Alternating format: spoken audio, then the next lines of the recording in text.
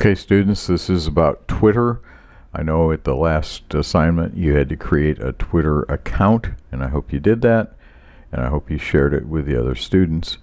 But this show is actually about how I use Twitter and how I use a process that's called curation, content curation. Because the most difficult thing for many of you in social media is finding out where there are things that are content, that are valuable content, and that are the content things that are specific to the audience that you're trying to build. So a quick overview of my Twitter. Here you see my cover image. This is my profile picture, a little description of me and where I live. These are the number of tweets that I have done, coming up to 19,000. These are my followers, and this is really the most important number on this page, is how many people are following you, and this is what you'll be tracking. And you want to get more people that will follow you. One of the ways you get more people to follow you is to follow them. So I have followers. There are some really cool analytical tools that are available directly in Twitter, and we'll talk about those another time. But these are my tweets. This is the content. Remember, I don't really have a business here. I'm trying to just establish my reputation as kind of an expert in higher education, educational technology, social media. And so the tweets that I do generally relate to that. So my tweets do tend to stay around those subject areas. And so there's a lot of higher education, there's educational technology, as I said. You'll notice that my tweets generally have images. Most of the images come directly from the stories that I find. This particular way of having an image is called a Twitter card, and it's something we will create at another time.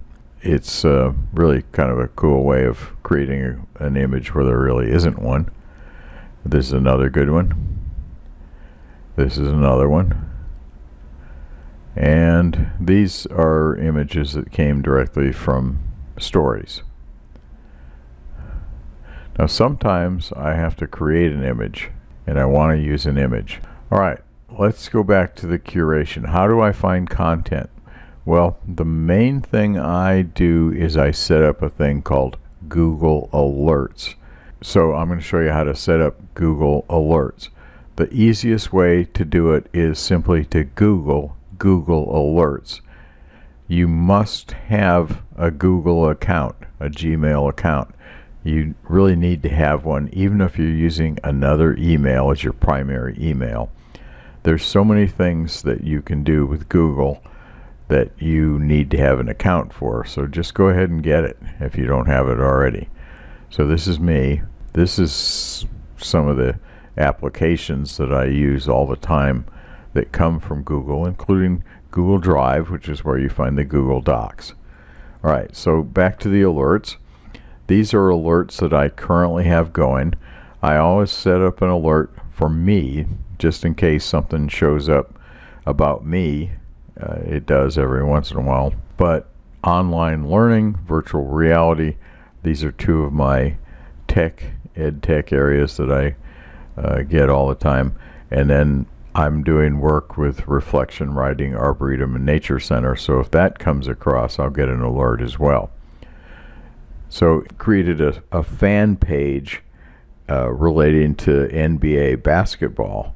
Then you can create a alert for different teams.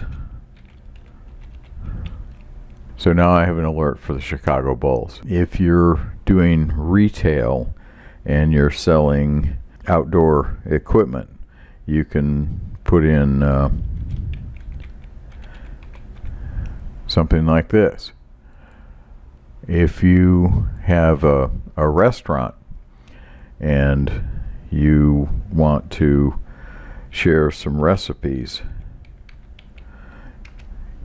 can just do that. So it's really simple, and when you don't need those alerts, you can just delete them, just like I did there. That's what will get you Google Alerts, and you actually get, see, I actually got a Google Alert on kayaking, even though it was just up for a few minutes. So this would be, you know, some content that might be interesting if I was running an outdoor store, but I don't. Let's go back to this virtual reality here.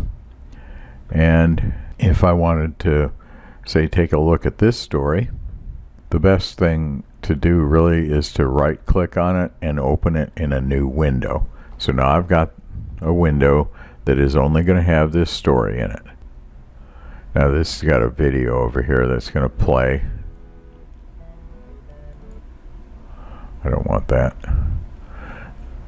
But it's there, and then you're going to find out that there's also some ads. Well, this is a little too annoying. You got a video and you got some ads, so I'm not actually going to do that one. Let me go back over to here, and I got a Chicago Bulls one too. So here's this Google Alert for online learning, and here are the stories. So there's a lot of stories about online learning now, so I just need to kind of go and see what's going to be best for my audience. I don't like to do things that are overly commercial about particular products. Sometimes a product thing is okay, but I have to be careful about that. This one looks pretty interesting though. 10 online learning resources you need to follow in 2017. So let's open that in a new window. And this is actually from e-learning industry, which is a really good source. I know this source, I trust this source. I'm pretty comfortable with it already. Here's an image that can be used. What these are just different sources of online learning resources that are useful to you. edX is a huge entity that produces courses. The Virtual Academy is kind of a new thing. Duolingo, if you need to learn a language, I really personally recommend Duolingo. I'm doing it myself with Spanish. So anyway, this definitely looks like something I want to do. I want to go on down here. This scrolls forever, but if we get down here, we can see that they have a Facebook presence and they have a Twitter presence. This is a RSS feed, which is kind of a different way of receiving content, and then this is just an email. But if I right click on this, I will get to the e-learning industry site for their account. I follow them, and guess what? They follow me, which is kind of cool. This is a really good organization. So let's go back up here, and I want to show you how to take this content and do something with it. What we're going to use is a application called Buffer. I suggest you just put Buffer into Google or just go to buffer.com, and this, if you don't have an account already, will let you create an account. Now I already have an account, so when I click on this, it's going to recognize me, and it's going to put up my tweets that I have scheduled using Buffer. Now Buffer actually lives in your browser. I use Chrome, and so up here in the applications that are running for me, there is Buffer, share with Buffer. So if we go back to our story, now when I right click on the story, I get this option to buffer this page. So here's what comes up. This is a Twitter editor right here, that lets you change what this says, and you can add things to it. So this is the title, 10 online learning resources you need to follow in 2017. That's fine. Now, I don't want that right there, but I do want to use a separator, and I use this vertical separator. It's about 3 keys over from the letter P on your keyboard, and you have to shift to get to it, otherwise it's a slash. That creates this side of things, and then it creates this, which is the actual URL. Now, you may know in Twitter you use hashtags, and hashtags are the way you separate content. So somebody that wants to look specifically for online learning as a content thing, hashtag online learning all together, okay, that makes that identifier hashtag right there. Behind the URL, I'm going to add another hashtag that I use a lot, which is EdTech, or educational technology. So now I have 2 hashtags. Generally, 2 or maybe 3 hashtags is all you want to use. There are other social media things that hashtags you want to use more. Instagram is the case that comes to mind. But with Twitter, if you use more than 2 or 3, you actually get less traction on it. And I'm not exactly 100% certain why that is, but it is. And research has proven this. After this, what I want to do is I want to identify the source of this article. So it comes from e-learning industry.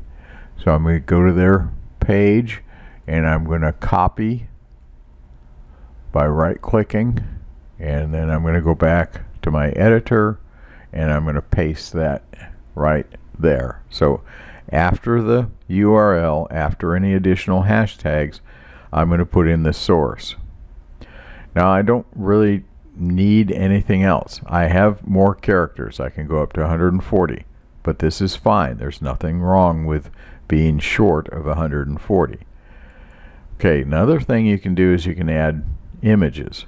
Okay, I just took the image that came from that story and put it in there, but I could go to another image, and on my computer I have a folder with just social media images, and some of those are ones that I only use one time, and some of them are ones that I will use time and time again, and they're alphabetical. So I'm just going to go down here a ways and show you, like, some of them are logos,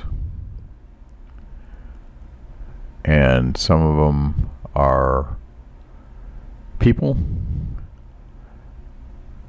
some of them are just images, some of them are silly things. You know, I can just click on one of these, it will pull it in here. Now, this doesn't have anything to do with Pearson, so I'm going to get rid of that. Alright, so now I've got my title, and I've got my URL, and I've got my hashtags that identify the subject, and I've got the source. So that's pretty much all I need on this, and I'm going to add to queue, adding to your buffer. Now, when I go to buffer, I can see all of the stories that I've got and when they're going to be sent out.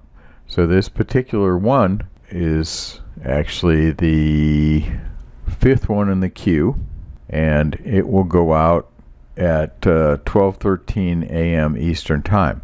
Now I can switch that time, but I'm actually using their scheduling tool, and if I click on schedule, okay, so this is what I've got, and I did that by doing their optimal timing tool. And their optimal timing tool will figure out what's the best time for you a day.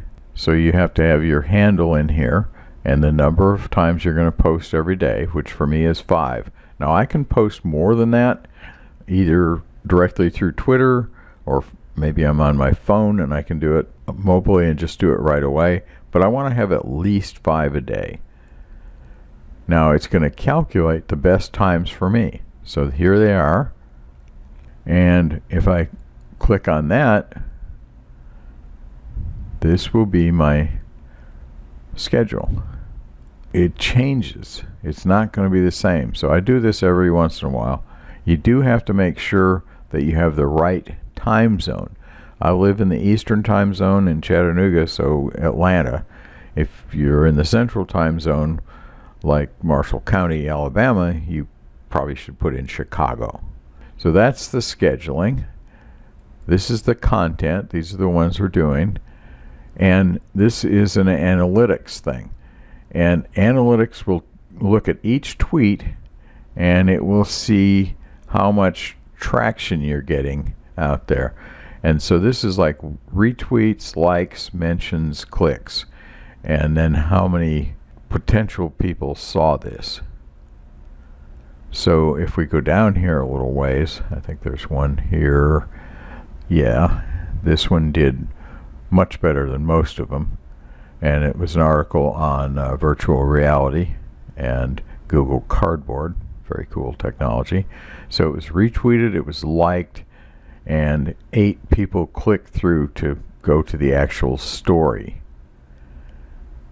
Okay, so that was a good one. Here's another one that got 3 retweets.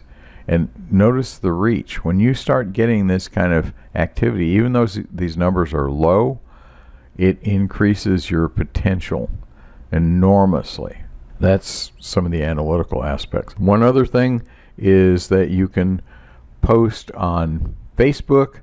Frankly, I've never been able to really connect Buffer to my Facebook, and it's maybe because I have several pages that I manage. I'm not sure what's going on. I do use LinkedIn, and I probably should use Instagram, but I don't. Here's Twitter, but I'm just going to capture just the headline and just the URL. And now I'm going to go to LinkedIn, and I'm going to put that same URL in here, and it actually finds the story, puts the article up here with the image on it for me. It's very nice. And I'm going to add it to my queue,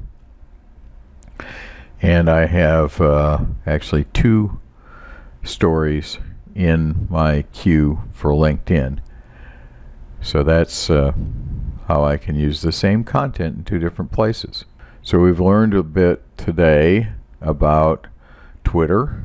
We've learned about content curation, and that's you finding good content for your audience.